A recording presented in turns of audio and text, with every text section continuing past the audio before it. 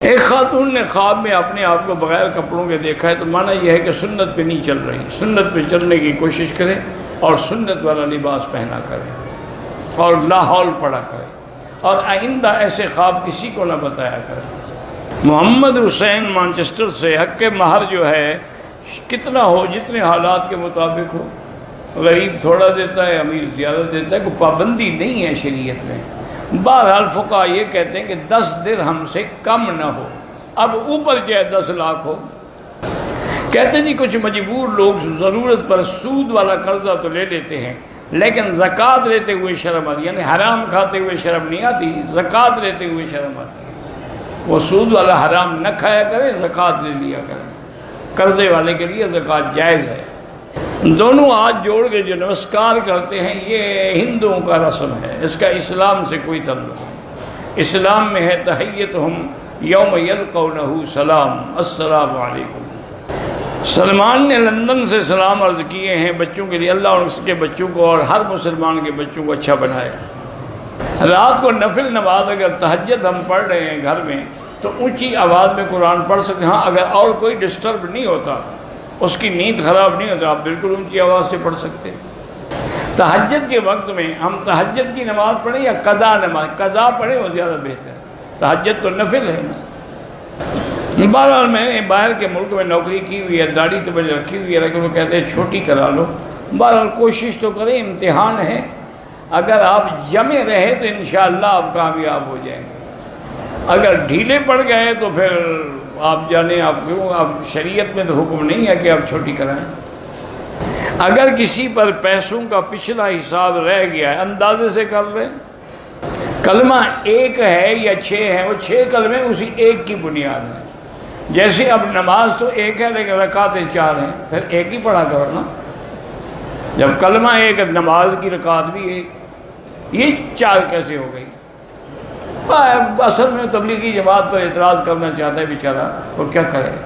اسی لیے جیسے اہل قرآن کہتے ہیں کہ بھائی قرآن ایک ہے، یہ 6 قرآن آپ حدیثیں کہاں سے لے آئے، 6 سیاستہ، آپ کے دماغ کا خلل ہے۔ آج کل شادیوں میں حق المہر نکاح کے وقت موقع پر ادا کیا جاتا ہے، ولی کے حوالے کر دیا جاتا ہے۔ بہرحال حق المہر جو ہے وہ عورت کا حصہ ہے، اس کے باپ کا نہیں ہے۔ اگر اس کا باپ اپنی بیٹی کو دے پھر تو دو، ورنہ خود اس لڑکی کو دو۔ اگر ظہر مغرب عشاء کی آخری 2 نفلیں نہ پڑھیں، صلاۃ حاجہ پڑھ لیجیے، اللہ کے وہ نفلیں تو نہیں ہو تو سنت ہے خدا کے بندے، ظہر کے بعد بھی سنت موقدہ ہے، مغرب کے بعد بھی سنت موقدہ ہے، عشاء کے بعد بھی موقدہ ہے، سنت موقدہ چھوڑ کے نفلیں حاجت کی پڑھتے رہو۔ آپ کے سوالات جواب میں سنتا رہتا ہوں، ٹھیک ہے سنتے ہیں، اچھی بات ہے۔ گورنمنٹ کی نوکری لینے کے لیے پیسے دینا رشوت ہے، حرام ہے، لینے دینے دونوں پہ لعنت ہے۔ بچوں کا نام اگر عبد الوارث رکھا جائے کوئی بات نہیں، ٹھیک ہے۔ کہتے ہیں جی کہ حاملہ عورتیں جو ہیں اگر سورج گرہن ہو تو باہر نہ جائیں، یہ جاہلوں کی رسمیں ہیں، ہندوؤں کی، اس کا اسلام سے کوئی تعلق نہیں۔ اچھا ایک عورت اگر ایک ایسی جگہ بیٹھی ہوئی ہے، چاند سورج گرہن ہو گیا، وہ نہر کے کنارے کپڑے دھو رہی تھی، اوپر تو چھت ہے نہیں، اب کیا کرے، کہاں جائے؟ ایسے مسئلے گھڑتے ہیں، لوگ اپنا عقل لڑاتے رہتے ہیں۔ اصل یہ ہندوؤں کا مسئلہ ہے۔ میں نے 6-7 عمرے کیے، احرام کے کپڑے پر بھی خوشبو لگائی، دم پڑ گئی، ایک دم پڑے گی، 6 نہیں۔ آج کل شیعہ اور بات سننے بھی ابو طالب کو اپنے وقت کا نبی کہتے ہیں، کوئی بھی نہیں کہتا۔ ابو طالب کو نبی کوئی نہیں کہتے، پہلی دفعہ میں تمہارا لکھا ہوا پڑھ رہا ہوں، میں نے زندگی میں نہیں سنا کسی نے ابو طالب کے تو اسلام میں بھی شک ہے۔ اس نے تو حضور کے کہنے پر بھی کلمہ نہیں پڑھا، کہا انا علی دین عبد المطلب۔ حضور روتے ہوئے اٹھے کہ میں نے کوشش کی، میرا محسن چچا ہے لیکن کلمہ نہیں پڑھا۔ اللہ نے قرآن اتار دیا کہ انک لا تہدی من احببت، حضور جن کو آپ محبوب رکھے اس کو ہدایت نہیں دے سکتے، ہدایت میرے ہاتھ میں ہے۔ آپ نے اس کو نبی بنا دیا، نعوذ باللہ، انا للہ و انا الیہ راجعون۔ میرے استاد ظفر خٹک کینسر میں، اللہ شفا دے، سورۃ یاسین یا قرآن پڑھ کے حضور کو بھی ہدیہ کر سکتے ہیں۔ مردان سے آپ کو سلام کہا ہے، اس کو سانس کا مسئلہ ہے، اللہ شفا عطا فرمائے۔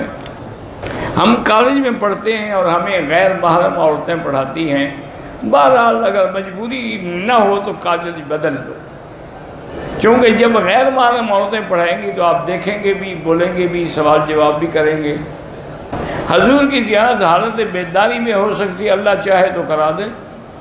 ایک آدمی 50,000 کا ایک بیل لیا، پھر 1 لاکھ میں بیچا، کھلایا پلایا ہوگا نا، خرچ کیا ہوگا، موٹا تازہ ہوا، تب 1 لاکھ کا بکانا۔ لوگ آج کل تو ان کو گھی پلاتے ہیں، بسکٹ کھلاتے ہیں، بڑی بڑی چیزیں ان کو کھلاتے ہیں۔ حیض کی حالت میں ہاتھ جل جائے، جب حیض کا وقت ختم ہو تو غسل کرنا ضروری ہوتا ہے، ہاں بالکل ضروری ہوتا ہے۔ اس جگہ پلاسٹک لپیٹ لے تاکہ وہاں پانی نہ لگے، اس کے اوپر بسا کر دیں، کوئی مشکل نہیں ہے۔ ایک شخص 67 سال سے سوشل میڈیا پر اسلام اور شریعت کے بارے میں مغلظات اور کفریات بیان کرتا ہے۔ بہرحال اگر توبہ کرے تو اللہ نے توبہ کا دروازہ بند نہیں ہوا، اور اس کو چاہیے کہ توبہ کر دے۔ اگر لڑکی خلا لیتی ہے، اس کو حق المہر ملے گا، حق المہر نہیں، وہ سب کچھ جو اس نے لیا ہے وہ بھی واپس کرنا پڑے گا خاوند کو۔ اور جب خلو لے گی اس کو سب واپس کرنا پڑے گا، حق المہر لے چکے وہ بھی واپس کرنا پڑے گا۔ خاوند نے کوئی زیادہ، یعنی وہ جو مطالبہ کرے گا وہ پورا کرنا پڑے گا۔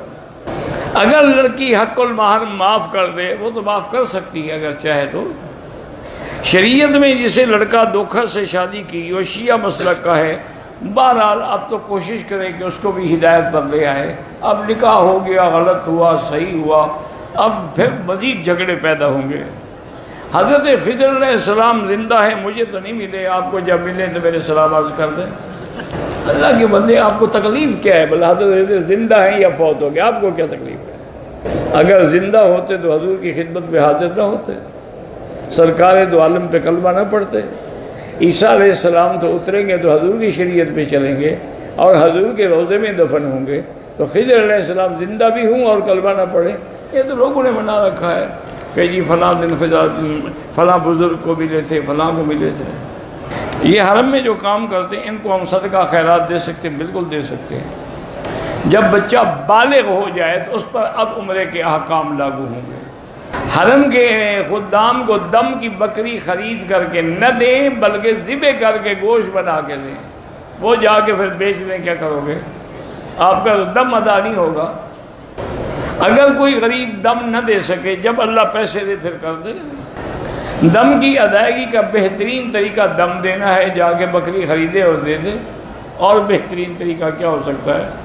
حرم کے باہر جو دکاندار ہیں وہیں جا نماز پہ کھڑے ہو جاتے ہیں نماز کے لیے، اگر ان کو اگلی صفیں نظر آ رہی ہیں تو نماز ہو جاتی ہے۔ 2 بھائیوں کا جھگڑا ہوا، باپ نے ایک بیٹے کو آگ کر دیا ہے، باپ کو کوئی حق نہیں شریعت میں آگ کرنے کا، وہ باقاعدہ وارث ہے، اس کو وراثت کا حصہ دینا ہوگا۔